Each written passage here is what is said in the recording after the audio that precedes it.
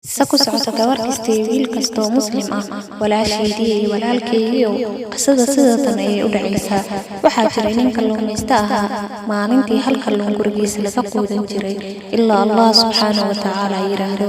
Markuu ka dhamaadana, xeebta ayuu dib ugu laaban jiray si kalluunka lagu soo sobta. Maalin maalmaha ka mid ah, xaaskiisa oo jarjaraysa kalluunkii ayaa waxay ka soo dhex saartay kalluunka calooshiisa luul, woona rumaysan weysay, waxayna oola timid ninkeedii, waxayna ku tiri xaaskeygiiyo bal ila arag kalluunka calooshiisa waxaan ka soo saaray. Ninkii markuu yaqiinsaday inuu yahay luul, wuxuu la aaday nin nijaarkiisa oo ka ganacsan jiray luulka. Ninkii markuu arkay wuxuu ku yiri, ma iibsan karaa aniga luulkan, waayo aad iyo aad ayuu u qaalisan yahay, balse waxaan kuu tilmaamayaa ganacsadaha ugu weyn luulka oo degma Hiblay. Ninkii wuu soo baxay, wuxuuna aaday meeshii loo soo tilmaamay. Ninkii markuu u yimid, wuxuu uga sheekeeyay qisadiisa, wuxuuna ku dhahay, walaalkeegiiyow, luulkan aad sidata aad iyo aad ayuu u qaalisan yahay, wax loo barbardhigi karana ma laha, xal ayaan kuu hayaa. Xalkaasoo ah, waxaa aadaysaa waaliga degmada, isaga kali ayaana awooday inuu iibsado luulkan. Ninkii wuu soo baxay, wuxuuna soo aaday waaliga degmada, wuxuuna istaagay baabka waaliga isagoo sugaya in loo ogolaado la kulanka waaliga. Ugu dambeyn waxaa loo ogolaaday inuu la kulmo waaliga. Waaliga markuu arkay ninkii, wuxuu ku yiri, luulka noocan ah waa kii aan in badan raadinayay, mana aqaano qaabka aan kula qiimeeyo lacagtiisa, waayo aad iyo aad ayuu u qaalisan yahay, balse waxaan kuu ogolaanayaa qasnadayda oo maalkayga dhan ku jiro in aad gasho muddo 6 saacadood si aad u qaadato wixii aad awoodo.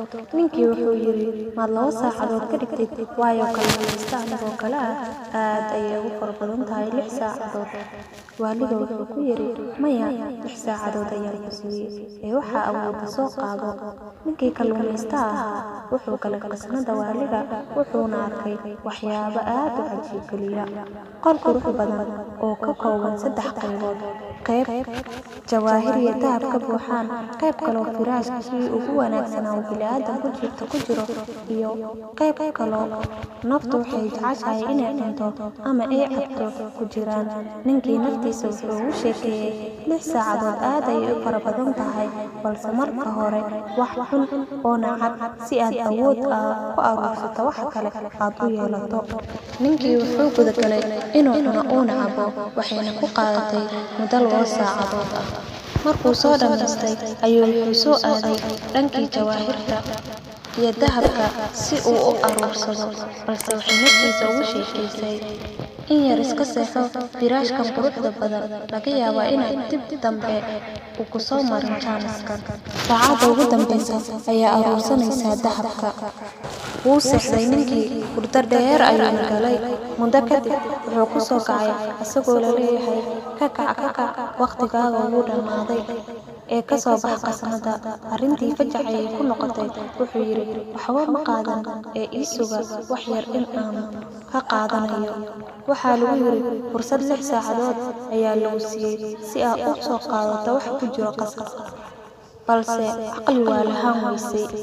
Miyay kaaga wanaagsanaan lahayd in aad marka hore dahabka aruursato, kadibna aad ku gadato cuntadan ugu wanaagsan iyo firaashkan ugu qaalisan ee nafta jeceshahay, balse waxaad tahay dabaal aana ka fikiraynin ilaa waxa uu markaas u jeedo mooye.